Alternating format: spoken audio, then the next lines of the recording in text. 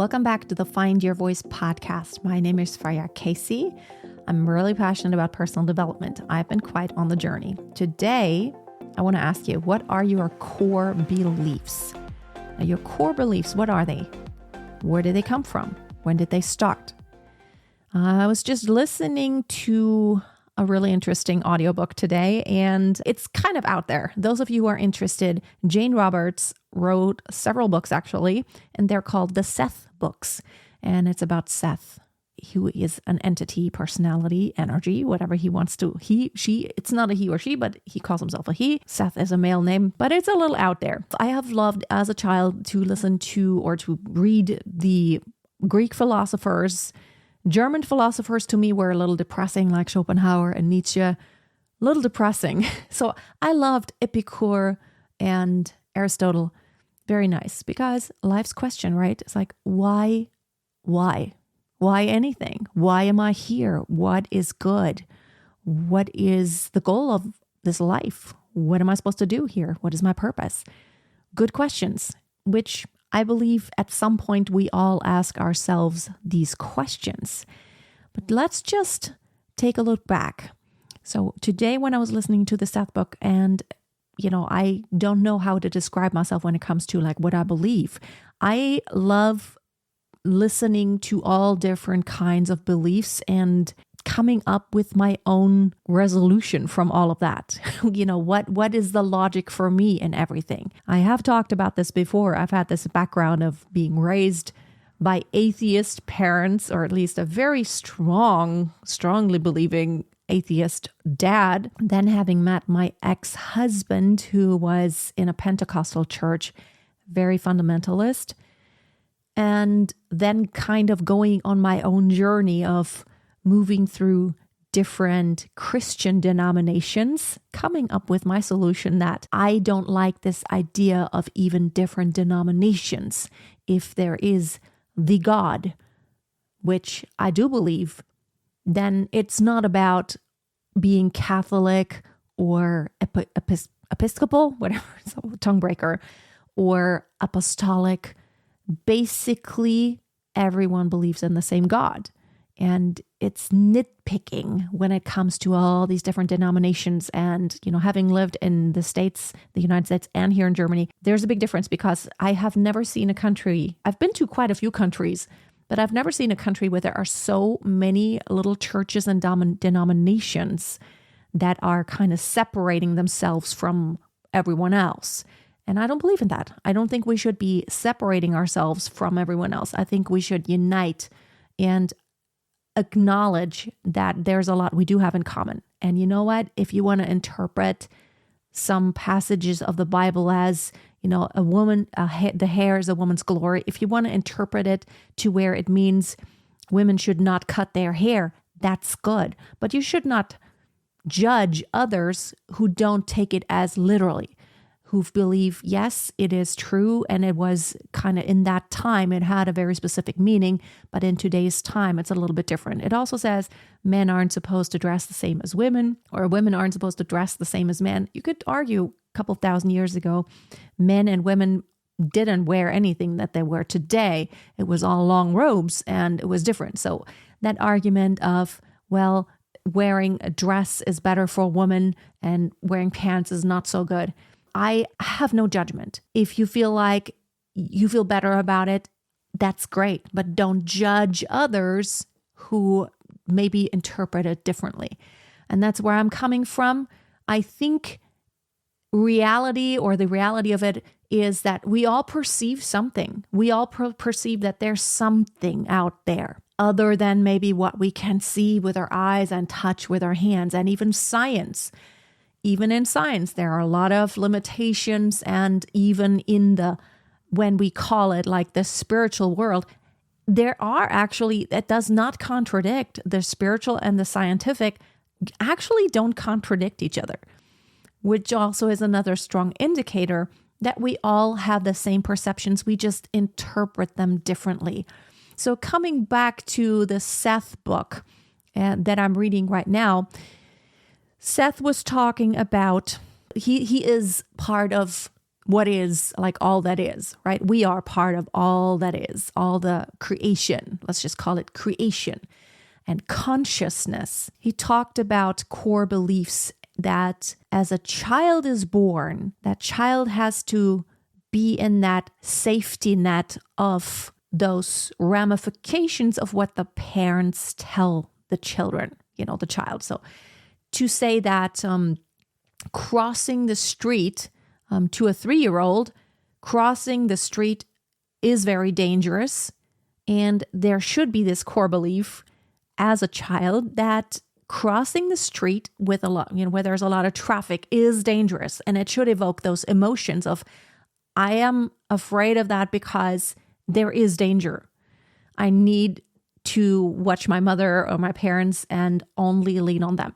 Then as you grow up, when you're 30, you don't have that same core belief anymore. It changes because you believe now. You don't think about it. Your emotions about it changed. You don't think about fear anymore when you cross the street, unless something really bad happened to you in the past. But that changes. But it was good for you to have that core belief when you were a child. However, it would not be good anymore to have that core belief as you get older because it doesn't help you in your life anymore. It's not keeping you safe. It's not contributing anything positive. A lot of core beliefs that were instilled in us as a child, we still hold on to them and we have not changed our emotions about them. And it could be that they become problems because they actually no longer should apply because we are in a different place and we change as our consciousness changes and the way we perceive things, the way we feel about things because of the experiences that we do have. What is your core belief? Do you have core beliefs that actually hold you back, that hinder you from going where you want to go, from feeling like you want to feel? A lot of times our feelings, and we don't recognize it. Our feelings are usually a result of our experiences and of our beliefs. So when I believe that, for example, people who have a lot of money are not nice, they're greedy, maybe sometimes even evil. If that is a core belief, it's going to be really hard for me to become someone who makes a lot of money because that would mean I'm going against my core belief, or I'm actually going with my core belief that it's not good to have a lot of money because I believe that people who have a lot of money are not good people. But of course, I want to be a good person. I don't want to be a bad person. Therefore, I cannot allow myself to go there. And it may be something that is underlying that you don't even, it's not on the surface. It's not clear. It's not obvious. But digging deep, it might be the cause of you holding yourself back. So I always ask myself, here's the thing, when it comes to money, like my parents, they always had a lot of income, like there was always money coming in. They had their own business. Money was always coming in. I remember counting heaps of money, literally heaps of bills, hundreds and thousands and tens of thousands. Sometimes my dad, he loved that. He actually put this heap of bills, like all these different bills, for like 20s and 50s and hundreds on the table and said, hey, count this. And well, of course, he wanted me to do some math, but at the same time, for me, it was like, wow, my parents have all that money. And the way my parents treated money was like, there was a lot of money coming in, but it also went out. I don't think they did save because a lot came in. So it was easy enough to save up 10, 20 grand and then go buy something in cash. And that's what happened. My dad did that a lot. My dad bought a lot of stuff and he would just take the cash that had come in and just buy whatever he wanted to buy. Motorcycle. I remember that. He came home one day and told everyone, I just bought this classic motorcycle for 10 grand. He could because the money was there. But I believe that the way I treat money nowadays, and I'm working on that, it has a lot to do with that. I almost take it for granted that there is money coming in, there is an influx, but what happens, I'm better about saving. I have invested, I have put money back. But again, I have the feeling that I'm still not fully free from that core belief that if you have the money, you can just go and buy something, which is good. But on the other hand, the plans that I have, I want to be better. And I have learned, but I don't think I'm 100% free because I have to change my emotions toward having money and holding on to money if I want my core belief to change. It's a reciprocity. Your core belief will affect the way you feel about something, and your feelings about something also will affect your core belief. So you have to change something first. And it starts with really kind of asking yourself, what do I believe about money, about working a lot? My parents worked a lot. And so for me, it's fun to work. The good thing is actually right now I'm in a stage in my life where I can't actually work all the time because I have little kids and the twins, toddlers. When you have twin toddlers, literally I can't sit down at work at all. I can do housework if I'm lucky, but they want attention. So before the twins were born, I would really, a lot of times on the weekends, I would tell everyone like, I can't. I have to get work done. I did a lot of wasting time. I would watch Netflix. And then on the weekends, I'd be like, okay, I'll just turn on Netflix and have my laptop and I'll get some work done. And I loved spending my weekends that way.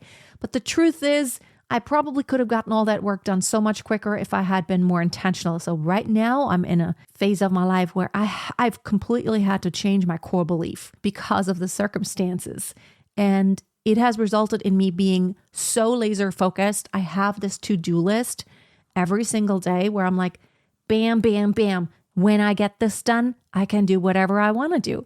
And this has been kind of an incentive lately to where I have a very intentional to-do list. It's not just doing things. It's really only doing the things that will yield results that are truly important. I have a team, so I can give a lot of things to them. And I try to think about what do I truly have to do? And as soon as that is done, that's when I have time to work out, to clean the house. And as soon as my babysitter leaves every day, no way.